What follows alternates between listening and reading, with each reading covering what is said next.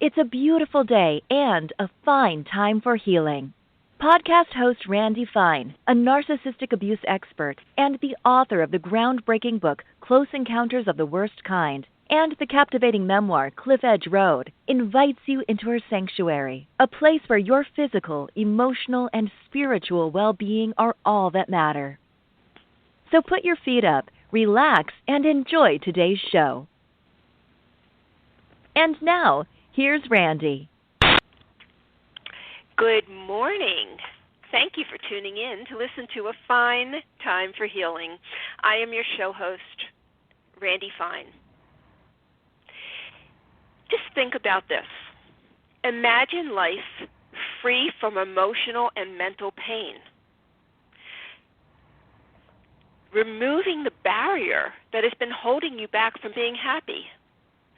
Stop being cheated by your mental health and emotional issues and breakthrough. You have the power to end your pain and take back life once and for all.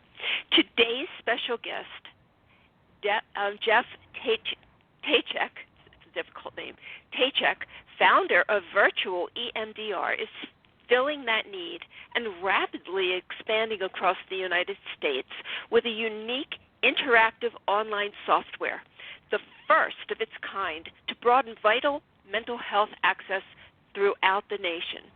For over 30 years, eye movement desensitization and reprocessing has been extensively researched and scientifically studied.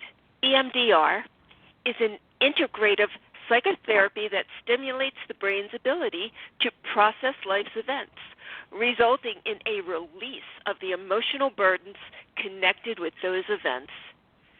Treatment can be successful for PTSD, trauma, depression, anxiety, panic attacks, grief, obsessive disorders, and addictions.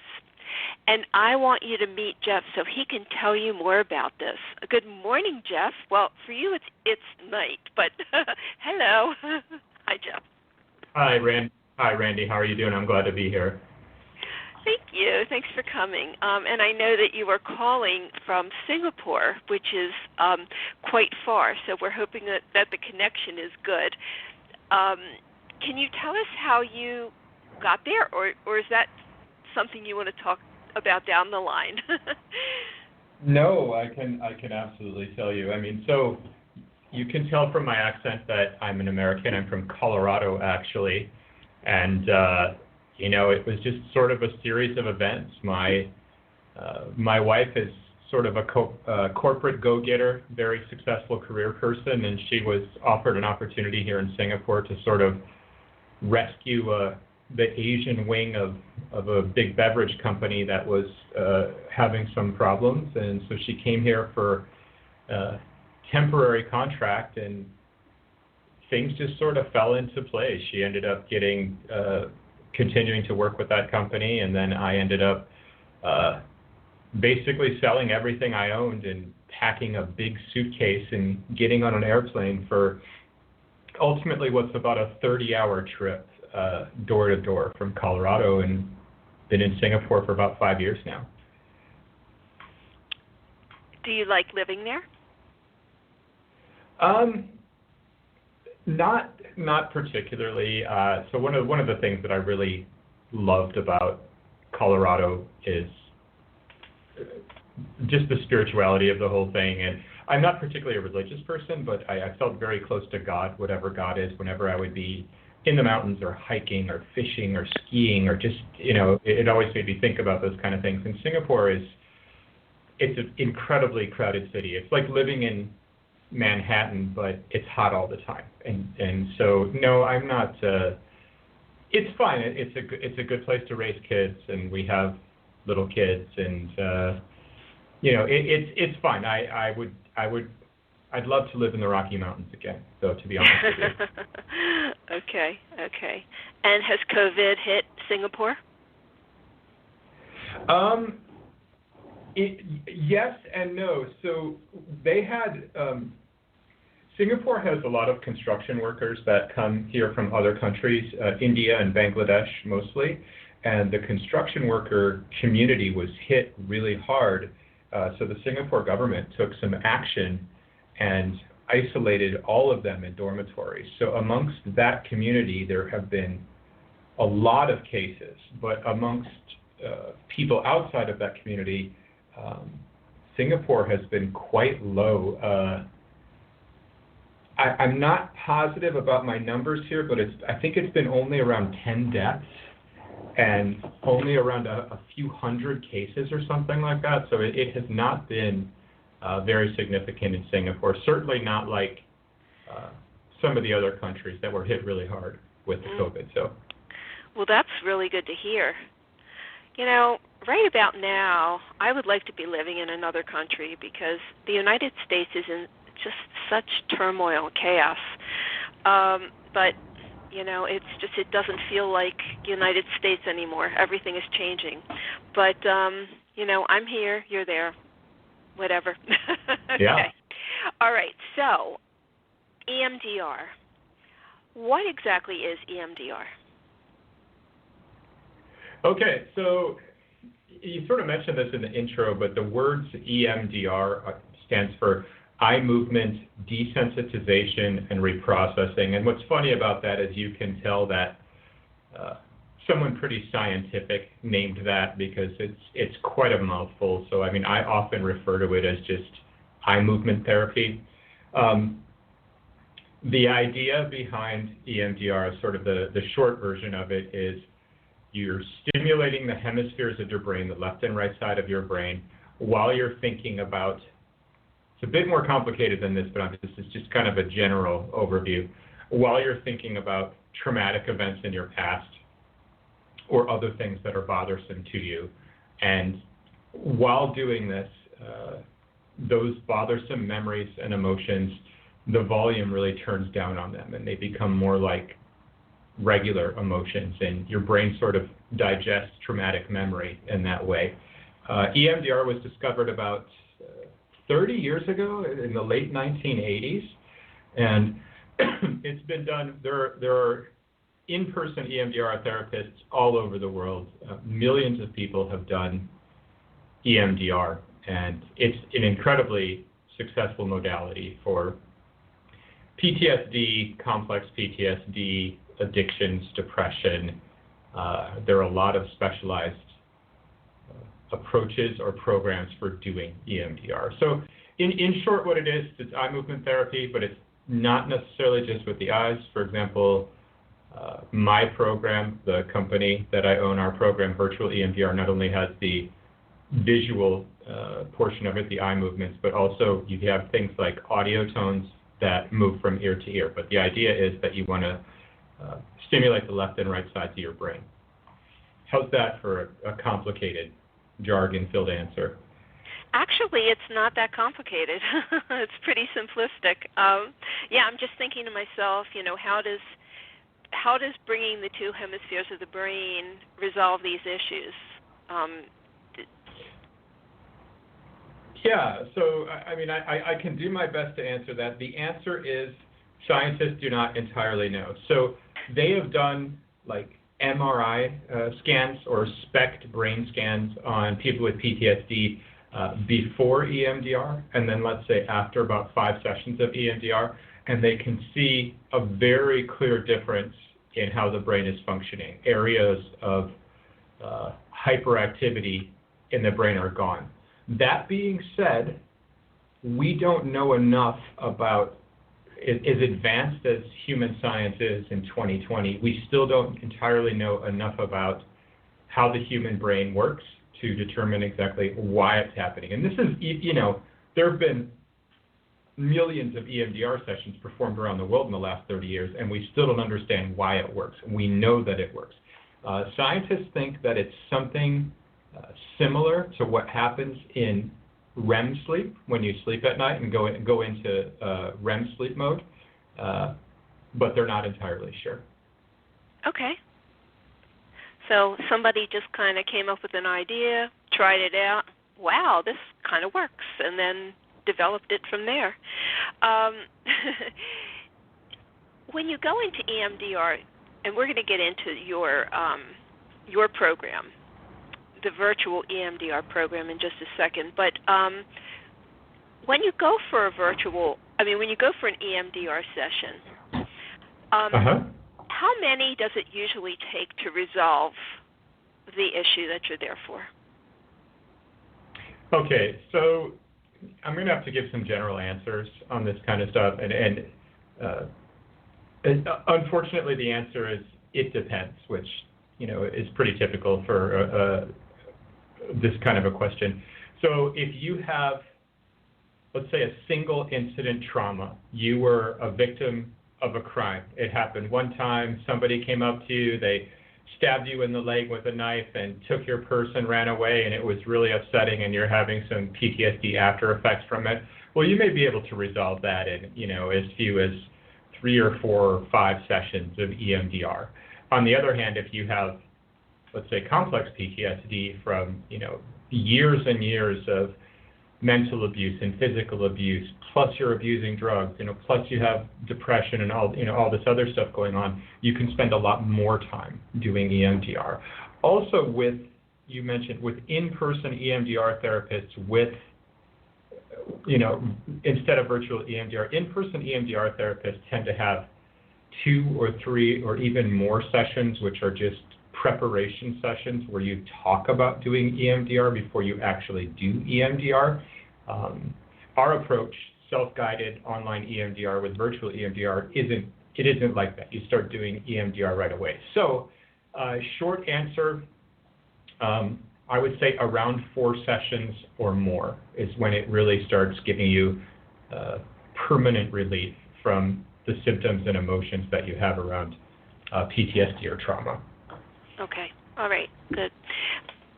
Some people have told me that they get very emotional, that it starts to bring up some things. Is that your experience?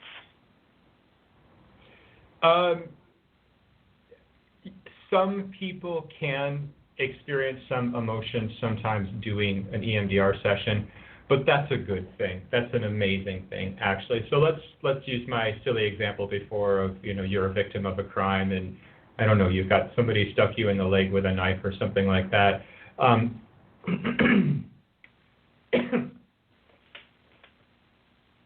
Yeah, sorry, I had a frog in my throat there. So I always have a frog in my throat, so it's okay. Go ahead. I don't know what happened there. It's okay. I just drank some water. It took care of it. So,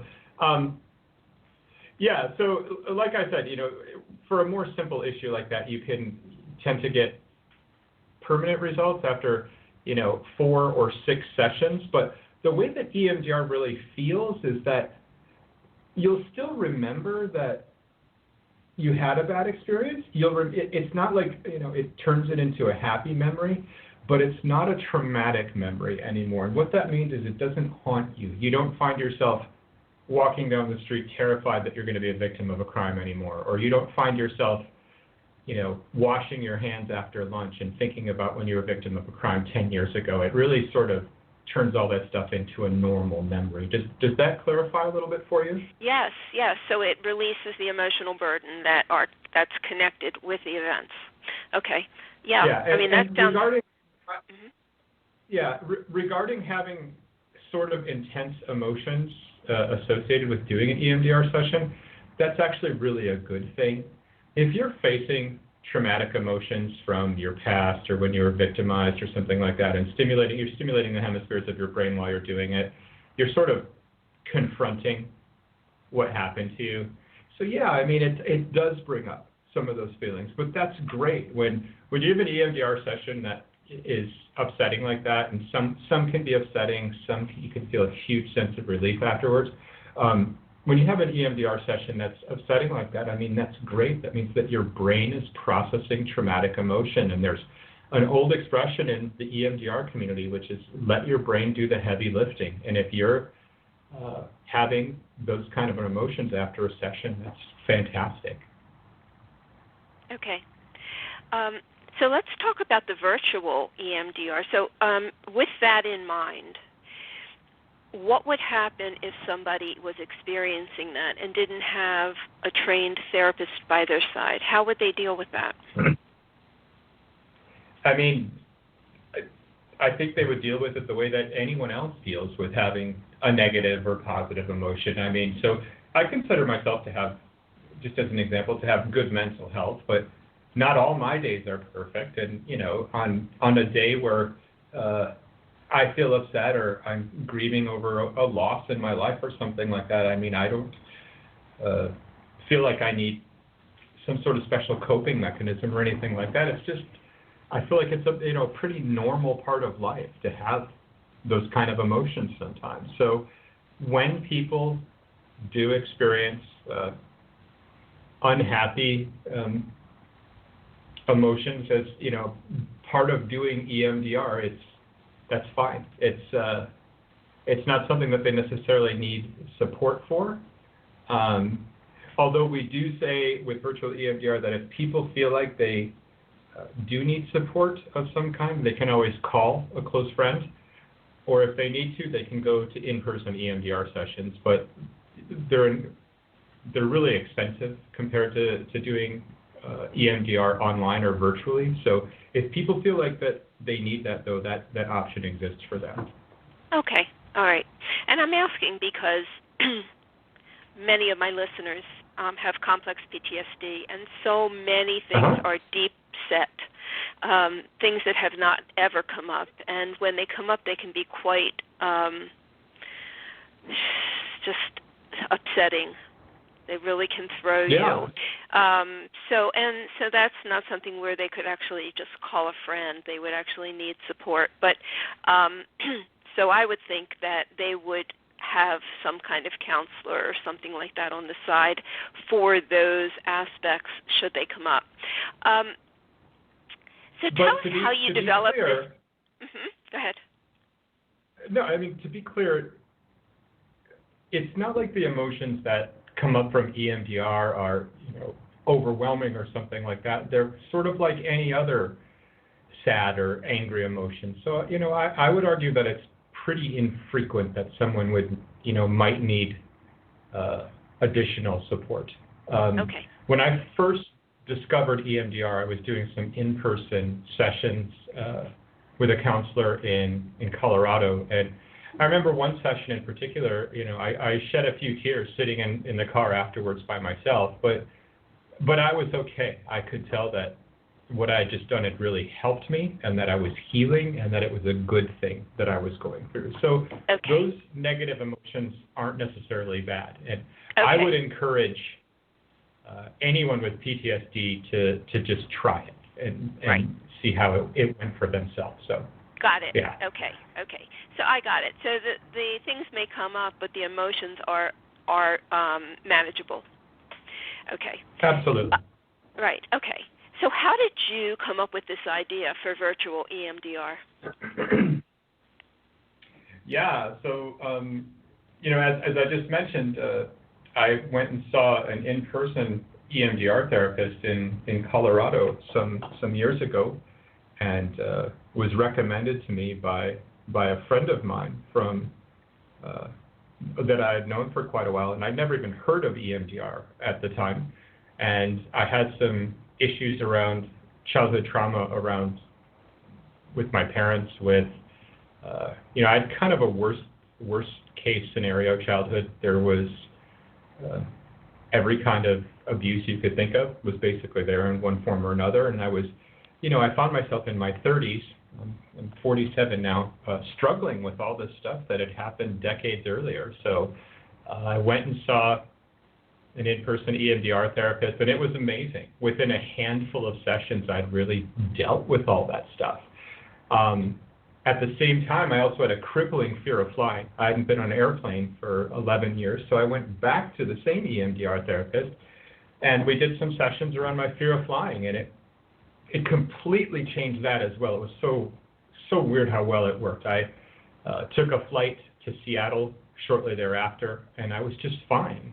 And by the way, since I've traveled all over the world. I've been in 30 countries in the last 7 years. I've been everywhere, and I'm not afraid to fly anymore. So anyways, when I got those in-person EMDR sessions, I started to analyze what the EMDR therapist was doing and started to ask him questions. And then I went out and got sort of the EMDR Bible, which is a book called Getting Past Your Past by the founder of EMDR, Francine Shapiro, and I started to learn about EMDR. And at one point I had the idea, somebody can figure out a way to make this interactive, to make this software, to make this self-guided, and to put this on the internet. And that's sort of when the idea for Virtual EMDR was born.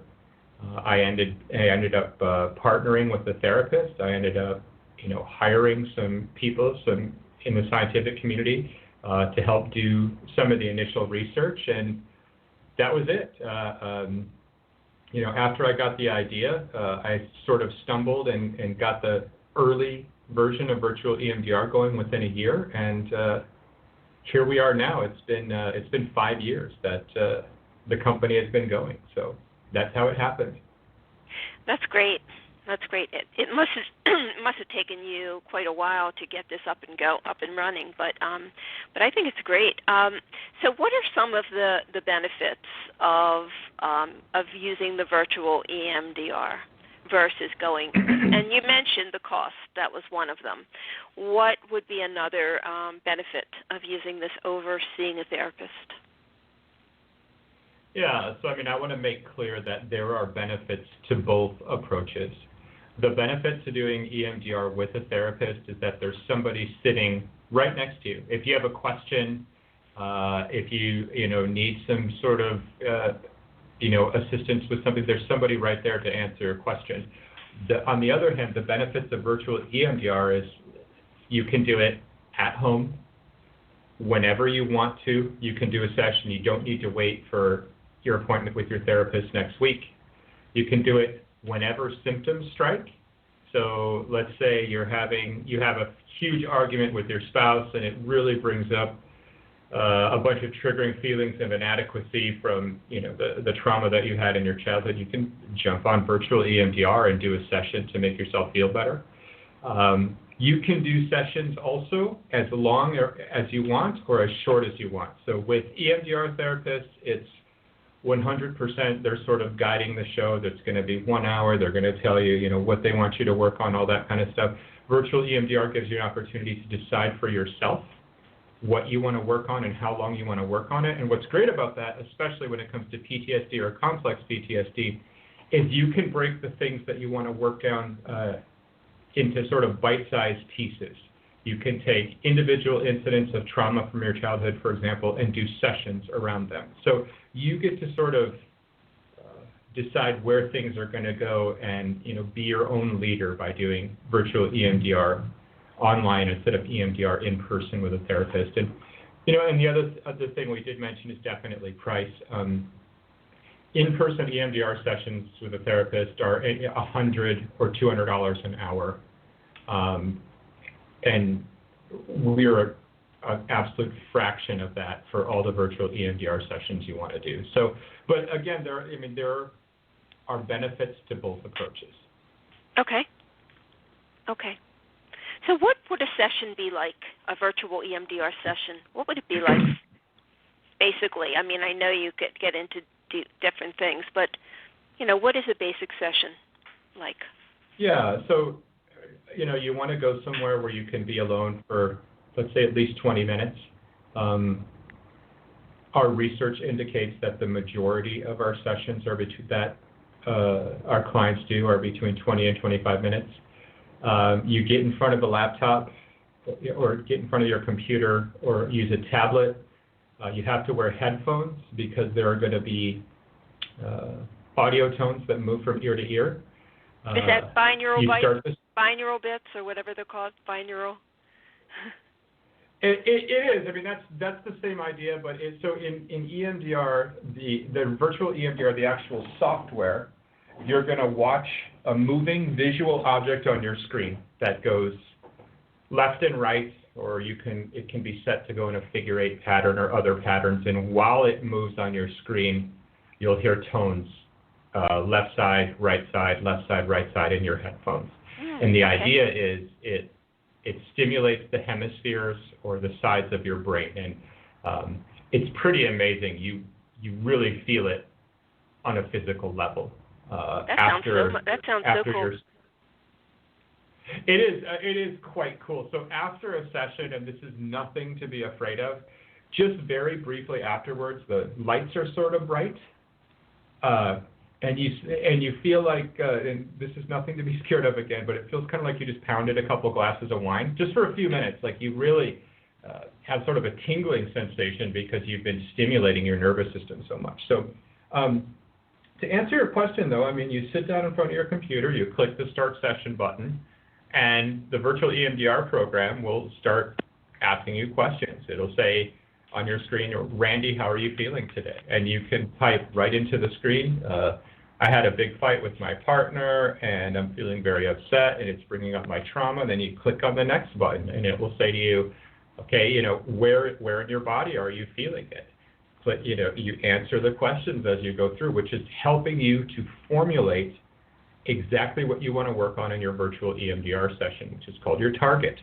Once you figure your target out, you start running the EMDR eye movement software with the moving visual objects and listening to the tones in your ears. And basically you just follow the instructions directly through. You do the processing. That's where you use the software. At the end, there's a short closing exercise where you do some breath to sort of calm your nervous system down for a couple minutes. The program gives you lots of opportunities to take notes. If things come up, memories come up, things that you want to look at later, you can take notes during your session right on the platform, and you can access your session worksheets later if you want to see the kind of things that you've been working on or share those with your therapist. So long story short, it walks you step by step through every part of the EMDR process, just by asking you questions, giving you prompts, and telling you when to use the software and what to focus on while you're using the software. Okay. Wow. Sounds really, really good. I really like this idea. How does it compare statistic-wise with EMDR working with a therapist? Are they about equal? Success, I'm talking about. To have a double-blind scientific study is unbelievably expensive, and we're going to be doing one this year. All the research that we have right now is self-reported research from people who use virtual EMDR. We do about 10,000 sessions a month, and we've had thousands of clients report it. And one of the things that they do is they track how they're feeling before their sessions and then reporting how they're feeling after the sessions. And we're tracking through numbers how the EMDR is helping them over the course of time. So, I mean, we have, at this point, we have more data on EMDR than any other organization in the world because we're doing so many sessions. And all of our data indicates that it works just as well as in-person EMDR. But, again, I want to say that for some people, in-person EMDR is going to be a better option. For some people, virtual EMDR is going to be a better option. So, gotcha. But it works just as well. Gotcha. And right now, this is actually, very timely because we're all home, and many people are dealing with anxiety and depression and, panic attacks and things like that from having been home and being exposed to this, or the threat of being exposed to this virus. So it's really awesome that you came up with this idea. So what else can you tell us about? We did find, by the way, that unfortunately with the coronavirus thing, it had a really horrible effect on a lot of businesses, and that certainly wasn't the case with us. I mean, a lot of people were at home, they were quarantined, which caused more people to get upset. So more people were reaching out to us. and needing to do EMDR sessions. One other thing that is quite interesting, in addition to our self-guided program where you do EMDR on your own, we also have a therapist program, and the way that that works is if you're an EMDR therapist, you can meet your client online, face-to-face on the computer. And we have specialized software that we've created just for therapists where on the therapist side, they can see all the controls, they can make it go faster, they can change the tones, they can change the speed, all that kind of stuff. But on the client side, they only see what the therapist wants them to see. They don't see any of the menu functions or anything like that. So it was really interesting that with the coronavirus thing, we just had so many therapists start to approach us because we were a solution for them to allow them to continue seeing their clients, their EMDR clients, and continue helping people, but being able to do it online because they were no longer able to do it face-to-face. Oh, that's an interesting feature. That really is. Yeah. That's a great feature. So for someone who is coming to you and just, or not coming to you, for someone who is using this virtual program and doesn't really know where to start, they just know they're unhappy, what would they do? How would they start that? So just to sort of clarify, their problem is that they're unhappy, they're depressed, or they have a specific thing going on with them? You know how you said that you had lots of childhood abuse issues, Yes. but it didn't really gel until you were in your 30s, and that's very similar to narcissistic abuse. When it happens in childhood, it takes a long time to really gel before you can even begin to see it, and even then you can't even recognize it. So when you're dealing with pain like this and you don't really know what the source is, how do you begin? Yeah, so that's a really good question. You can use virtual EMDR even when you're not completely clear on what you want to focus on. First of all, let me say that even people who aren't 100% clear on what's going on with them or what's wrong with them or what their mental health issue is, those people can still look back into their childhood to some extent and see some pretty clear red flags. Say I grew up with a father who was an alcoholic, or I was being abused, or this or that. But one other thing they can do if they don't entirely have clear memories is just do sessions focusing on the feelings that they're having. So rather than targeting a specific incident in their past, when an incident where they were abused or an incident where they were a victim of a crime or whatever it is, they can just target or focus on, while they're using the software, the way that they're feeling. So the last time that they had an extremely depressive episode, or the last time that they had a rage outburst or an anger outburst, which is really a common thing with people who have PTSD, is they get explosively angry and they're not sure why. So one of the things they can do is just focus on the negative feelings that they're dealing with. And I also want to say, for people who don't entirely understand what issues in their past they want to focus on, one of the probably the greatest thing about virtual EMDR is it can help you with events in your future. So let's say that you're someone who has complex PTSD or a history of narcissistic abuse and you're not entirely sure what you want to do the EMDR sessions on. What you can do instead is do sessions to prepare you for future events. So for example, if you have a court date coming up because your abuser you have a court issue with your abuser, or you're getting a divorce from your abuser and you're nervous about it, you're terrified, whatever it is, you can actually do a couple of virtual EMDR sessions around that upcoming court date, and by the time you get there, you'll feel much different about the court date. It won't have the same power over you that it did before. It won't be necessarily a great experience to go to court and face your accuser or face your abuser, but it won't feel as strong as it did before. Or if you have surgery coming up, or if you're afraid to drive and you have to drive, or if you have to give a speech at work or meet your boss, virtual EMDR can be used for any future events like that, not just events in the past. Really? Well, that's very handy. That's a great tool. It's one of the best things about the program. I can't tell you clearly enough. We've worked with people who meeting with their boss at work is terrifying to them because their boss is just a real jerk. And by doing some EMDR sessions around that, they're able to sort of put that into a better emotional space where they still recognize that their boss is a jerk and they don't like meeting him, but it just doesn't have any power over them anymore. And you can use it for any of those kind of future events. Okay. And so when you purchase this program, it's just one fee and you get everything for as long as you want to use it?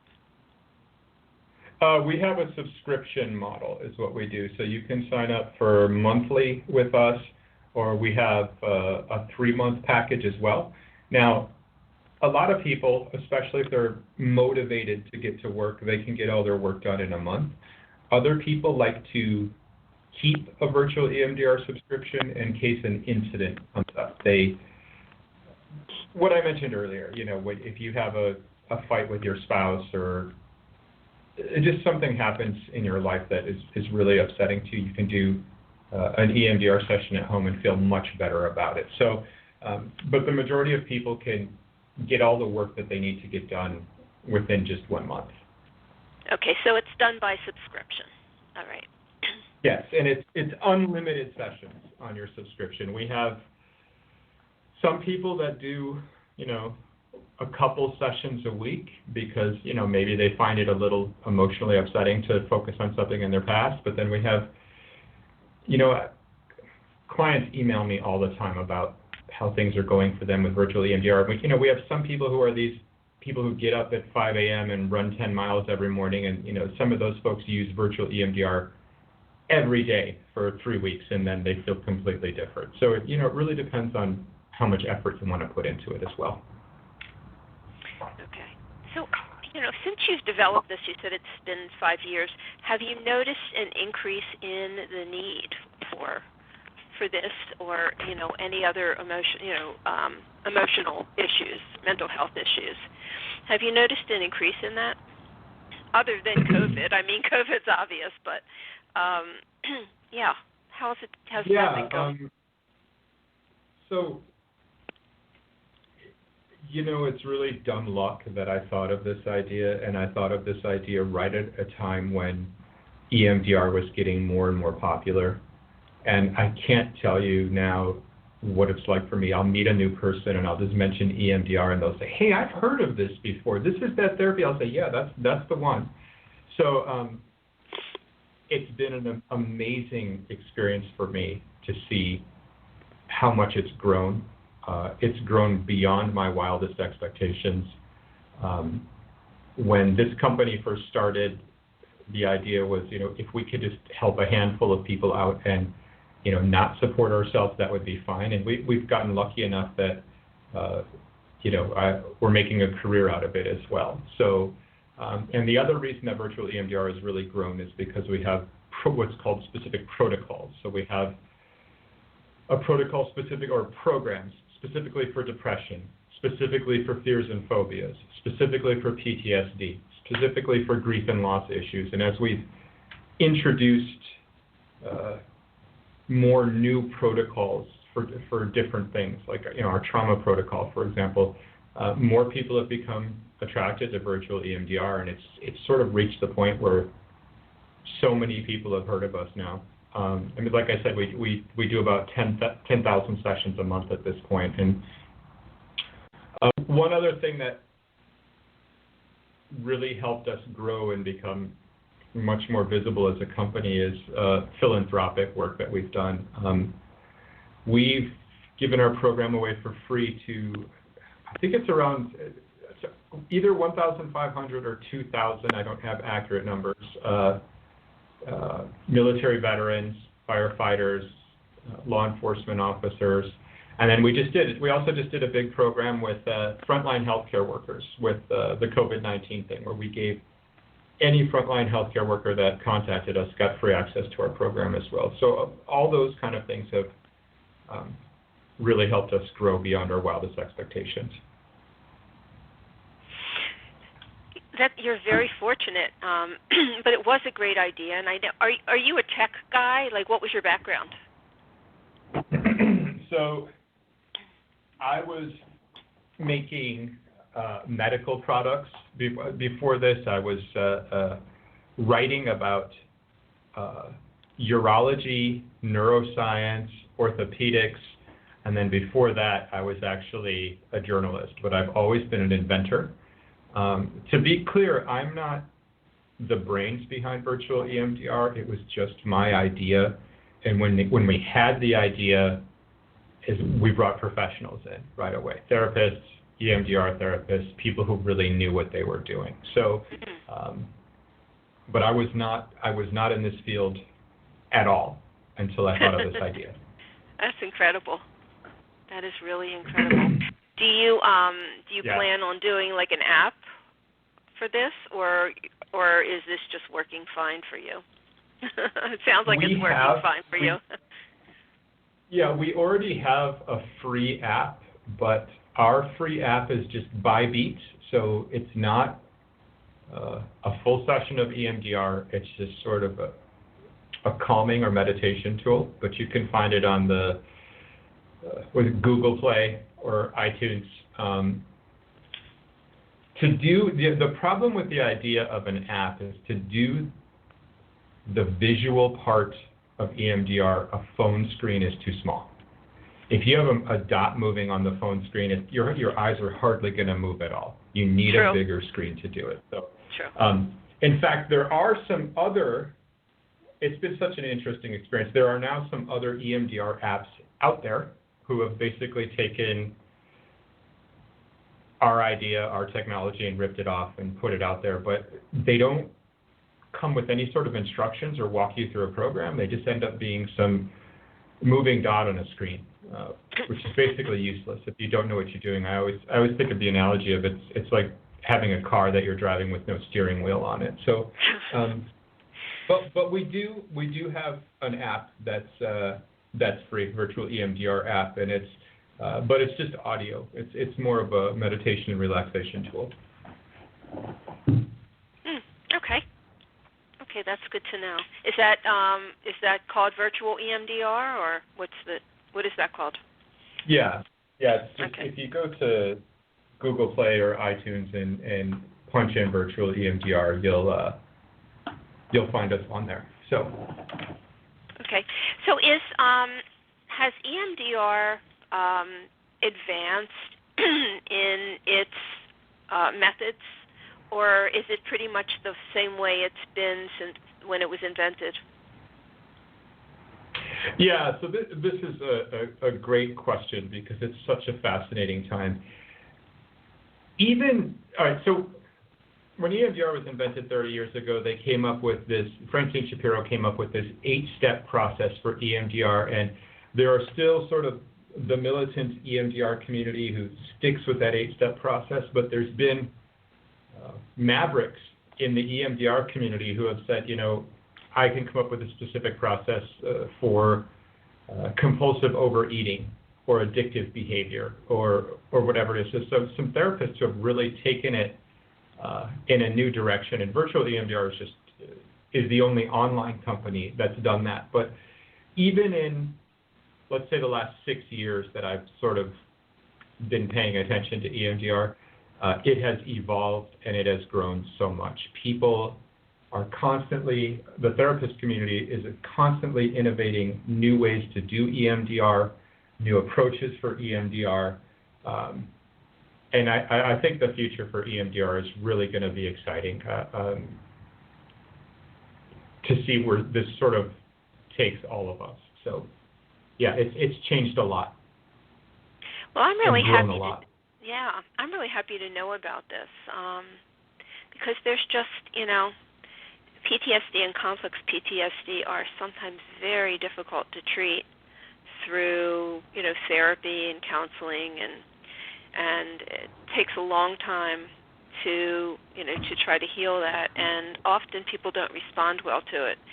So this is an awesome addition. Actually, I mentioned in my book, Close Encounters of the Worst Kind, I have a chapter on recovering from complex PTSD and PTSD, and I do suggest in that book that people try EMDR as an option. And now I'm excited to announce to them that there's a virtual way to do this, because I know for me, I'd much rather sit at my computer and do anything than have to go out and, and see a therapist. So, and I know you said both are equally, as good. But for those people who really just prefer to be home, this is really a wonderful way to do it. It is, and one of the things that's interesting is that we found, like I mentioned before, we have tons of data. We have data on hundreds of thousands of EMDR sessions at this point, and we found that there are certain communities who don't want to see a therapist because they don't want to sit down. So, for example, let's take firefighters or law enforcement or first responders or military vets. A lot of them, they don't want to sit down with a stranger and say, let me tell you some of the most personal details in my life. Let me tell you about some horrible things that have happened to me when I was a military vet and how, they've torn my marriage apart. Instead they want to work on these things on their own. And I think one of the really great things about virtual EMDR is it allows them to work on it privately without having anybody else involved. Yes. There are people who don't really wish to share all that and would rather just work on it. Some people don't want to talk about it, and this is a way to not have to really talk about it, but to work on it. So, there's a lot of people who don't want to talk about it. One thing I would like to say is, I really feel like people with people with complex PTSD, EMDR is not necessarily enough. I think for a lot of people, EMDR can really help with, permanently changing your symptoms. But, for a lot of people, for example, talk therapy in addition to EMDR is incredibly beneficial because they can sit down and sort of unpack with a therapist the things that have happened to them in their past and, understand more about their story. So I think for a lot of people with complex PTSD, EMDR is not, necessarily everything that they need. Okay. I do want to say one thing, though, you about your, I know that you work a lot with people that deal with narcissistic abuse. Yes. EMDR, virtual EMDR specifically, works incredibly well for anything that sort of fits neatly into a box.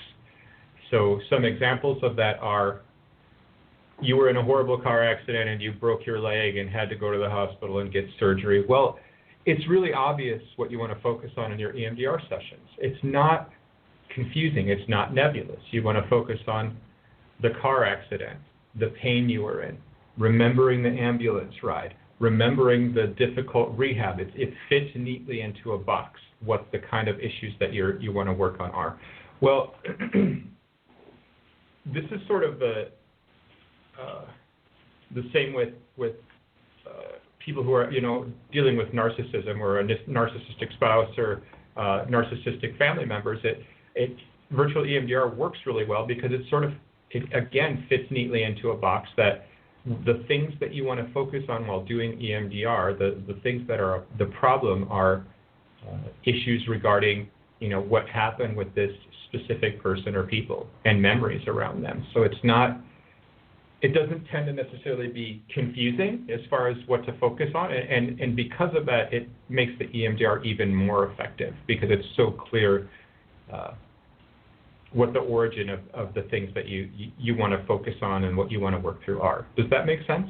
Yes, absolutely. It really does. Yeah. It makes a lot of sense. So what's in the future for virtual EMDR? Do you have anything in the works, or are you pretty happy with the way things are going? It sounds like they're going well. We always have things in the works. We are working on unveiling a new childhood trauma program. And what that program is it's going to help you look at some things that for a lot of people with PTSD, it all stems from often stems from having ugly childhoods. And this new program is going to help you look at the things that happened in your childhood, the abuse that you went through, break those things into different targets and help you sort of formulate a plan to use EMDR to work through those.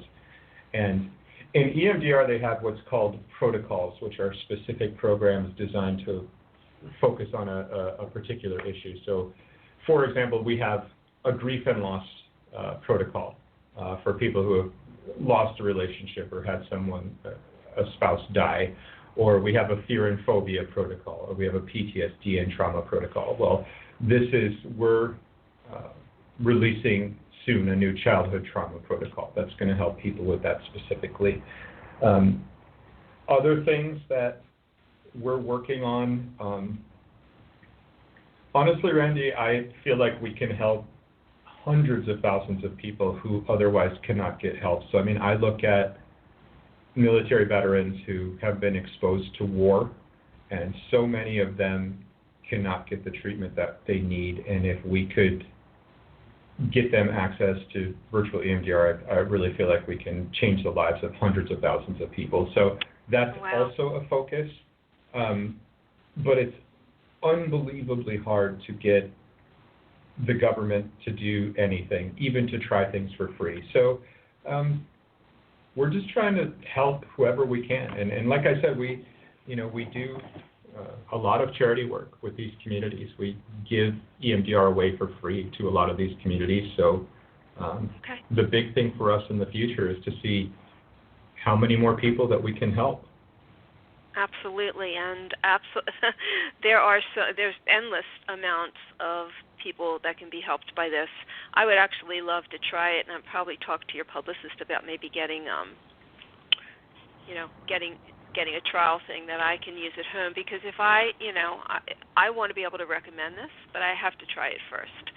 So it sounds absolutely wonderful, and I have a lot of people that would be perfect candidates for this. So I'd like to work on that. And by the way, we can.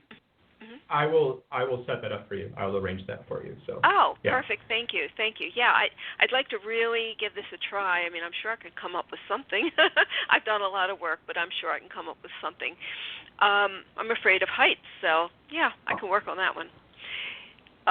So is there anything else that we didn't talk about that you want to share at the end? Oh, I know what I wanted to ask really you. Real quick, okay, is this please. just, is this just for the United States, or are you using it in other parts of the world? No, so our program is 100% online. So that means that anyone in the world can sign up. So 80% of our users are in North America, predominantly in the United States and some in Canada. Then we have more users in English-speaking countries around the world, so the UK, Scotland, Ireland, which I guess are part of the UK, Australia. And then we have a smattering around of other places around the world. We have customers from everywhere, France, Thailand, Russia, Japan, just everywhere. So, but Incredible. Mostly in North America. Okay. So, and to find this, we just search Virtual EMDR, and it'll bring us to the website. Yeah, absolutely. VirtualEMDR.com is our website, and if any of your listeners have any questions, they can reach me directly, Jeff@virtualemdr.com. I always take emails, and I always answer when people have questions. So. Oh, great. Okay, that's really great. So you were going to say, and I had asked you, and then I interrupted you, but I had asked you if there's anything else that you felt it was important to share in the last few minutes of the show. I do, and I was giving this some thought, and I think there are a lot of people out there who have done hours and hours and hours of talk therapy and feel like they haven't not necessarily gotten anywhere with that. And I just really want to encourage these people to try EMDR, because a lot of talk therapy is about looking into your past and figuring out what happened that caused things to be the way that they are. EMDR doesn't do that at all. EMDR looks at the symptoms that you're having, the emotional symptoms that you're having, the issues and problems that you're dealing with, and changing how you feel about those, turning the volume down on those negative emotions. And unlike talk therapy, which can often take years, you can get results from EMDR in as little as one session. So I really encourage people out there especially people who are frustrated and they feel like there's no help for them for their mental health issues, to give this a try. Our program, by the way, is free for the first 3 days, so people can sign up, do all the sessions that they want for the first 3 days, and if they don't want to keep the program, they can just cancel it. So I encourage people to at least try it and see if it fits for them. All right. Well, that's good to know. It's really good to know. All right. Well, I'm really glad that we got to talk about this today, because I think this is a huge benefit to people with mental health issues. And I wanted to ask you, does this work with children too? So we do not recommend doing virtual EMDR for children because it is not something that we have directly tested. Now, EMDR therapy with an EMDR therapist is done on children all the time, but I get emails from people quite a bit that say, can I do this with my kids? And we tend to recommend that they just do it with an EMDR therapist instead. Okay, all right. I'm glad I asked you that. Okay, well. Yeah, because the other thing is there is a bit of a learning curve. A 12-year-old would struggle with the program, I think. In order to do a virtual EMDR session, you need to sit down and focus and do some reading and answer some questions and sort of reach in, soul search and reach inside yourself about, what kind of mental health stuff that you want to work on. And I don't think, a child, someone below 18 is going to need someone sitting right next to them to guide them through this process, through that sort of process. So virtual EMDR is not for everyone. And with kids, that's definitely the case. And real quick, have you ever tried this for physical pain, things like that? Have you ever applied? Has anyone ever applied this for that? So it's kind of funny that you ask this. I get emails from people that say, will this work for my fibromyalgia? Or will this work for my insomnia? And what I often say to them, if it's not something that we specifically tested, is what I'll often do is give them free access to the program with the requirement that they email me back and tell me how it works. So we have not specifically done any testing on physical pain. One of the things that EMDR will definitely help with if you have chronic physical pain is the mental toll that you have because of that physical pain. It's very difficult to be somebody who's living in chronic pain. So, but as far as it actually helping with physical pain, we don't have any data to support that. But that doesn't necessarily mean that it doesn't work with physical pain. It's just not something that we've ever tried to research at this point. Okay. All right. Thank you. I appreciate that. Well, thanks, Jeff. It's been a pleasure having you, and I wish you continued success with this virtual EMDR, and we look forward to learning more about it in the future. So actually, it's bedtime for you, so I want to say good night. Sleep well. Absolutely, yeah. It's almost midnight here, so it's been great talking to you, though, Randi. Thank you. It's been great talking to you too. All right. Thanks again. Take care. Take care. Okay. Bye-bye. So we are out of time today, but if you have any comments or questions about today's show, you can email me at loveyourlife@randifine.com. May joy and serenity always be yours. Goodbye. We hope you enjoyed today's show. Visit randifine.com, RANDIFINE.com, and be sure to sign up to receive updates on the latest blog posts, events, and upcoming shows. Thank you for listening.